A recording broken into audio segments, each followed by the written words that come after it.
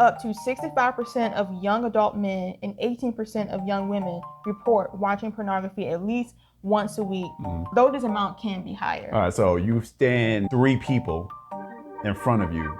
2 of them have seen pornography that week, as far as men. As many as 93.2% of boys and 62.1% of girls first seen porn before they turn 18. Yep. Porn is a lot more in its effect than just watching 2 people have sex, recorded. If you look at it as just that, then it feels like not a big deal, But what it actually is and what it actually does and the spirit of it pervades and creates a culture and fashions something I call your sexual template. And that's something that I've been before the Lord about a lot recently, about my sexual template and how that's been influenced by pornography. Because if pornography was just a passive experience or something you just watch, then it wouldn't be that dangerous. It would just be entertainment. But because it always, 100% of the time, influences and shapes your worldview, I'm not just saying your relationships, I'm not just saying your sex life, it shapes your entire world view. And our culture is so permeated with pornography that we don't even realize it. And there are people who have never watched pornography who are still being victimized by the culture of pornography because we don't realize how much it has invaded our culture. The terminologies we use, the way we interact and handle relationships and dating, a lot of this gets its root from pornography and the culture it's created. So it's a lot more than just an entertainment medium. It is a religion. And it's something that many of us have been living in for a long time. And I think that's kind of the dangerous part of pornography because it's in the category of entertainment. Yeah. So that right there desensitizes you to it's just being entertainment and not what it really is. So we sit there and consume because it's entertainment. It's a game. It's not really real, So you're being harmed if it's packaged in a way that seems benign. And by marketing it as adult entertainment or 18 plus, it makes it seem like it's something that you can mature to be able to handle. When it's not, it's always poison. Like anthrax is poison. No matter how strong or healthy you become or how old you get, it'll never stop being deadly to your body. And pornography is deadly to your mind and to your physical body as well, actually to your brain. It's killing your brain if you're on it. And it never stops being that way. So it's not something that is, okay, we're talking about this because we want to protect children. No, we're talking to adult. Like, there are actual adult people who you are in suffering right now at the result of pornography, and you may even realize it. So hopefully we get to touch on a lot of that today. Yeah, so we're going to get into some facts, and these facts are coming from the Recovery Village. One statement they made was that pornography addiction rates are rising thanks to the easy access to porn on the internet. Up to 65% of young adult men and 18% of young women report watching pornography at least once a week. Through this amount, though this amount can be higher. All right, so you stand 3 people in front of you.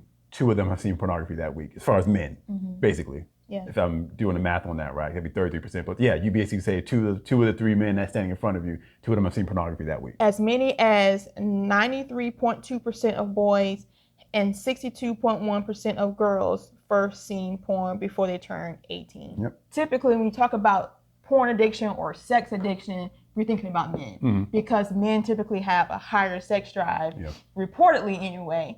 So we just automatically think that this is a man's problem. But women suffer with pornography addiction too. Women suffer with sex addictions and all kinds of things. What a man can do, a woman can do too in that regards. Yeah.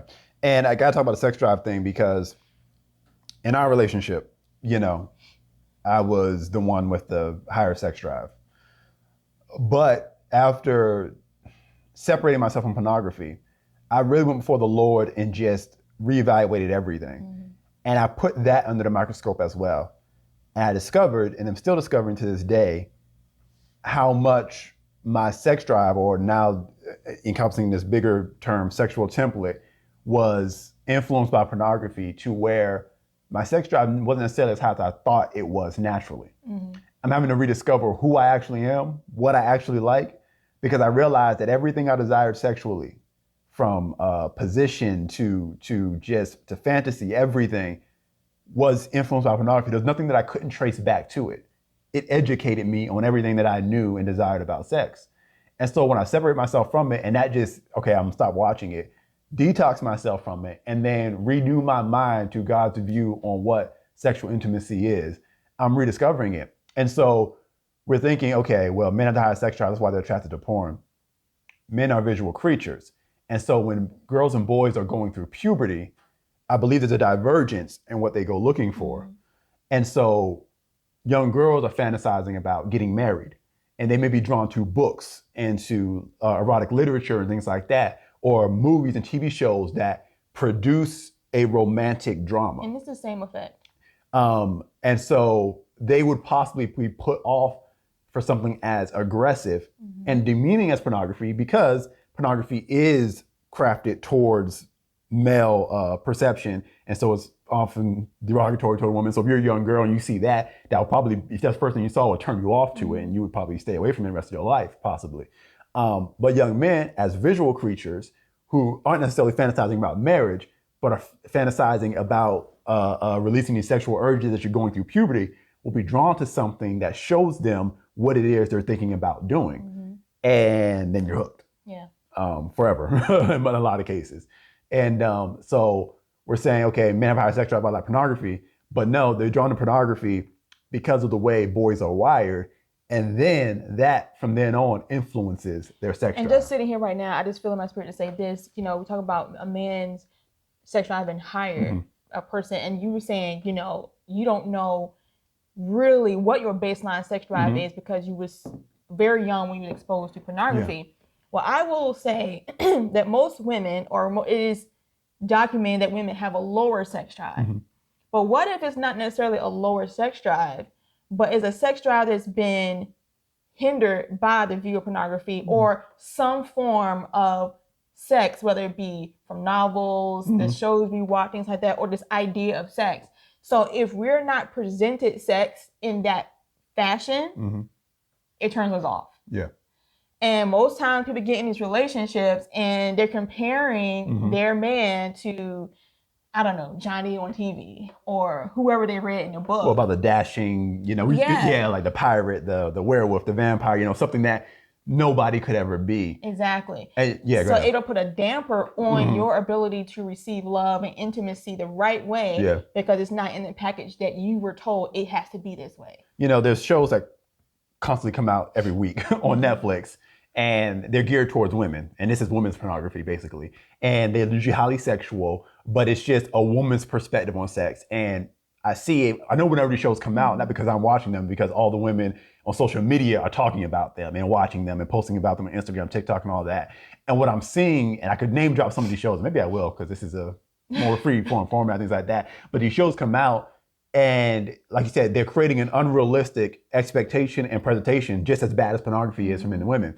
And what is happening is, here's the real truth, it's destroying everyone's sex drive because it's in this modern world. I'm not talking about history, like go back 50 years or so, it's different. I don't have much to say about that. I do know it's been documented men tend to have more of a desire for sex than women for ages. So I'm not getting into all that. I'm talking about in our modern day and society, throughout the rule book, everything has changed.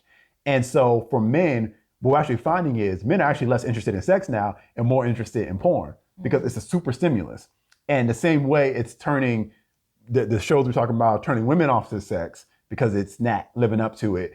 Men are being turned off to sex because it's not living up to it.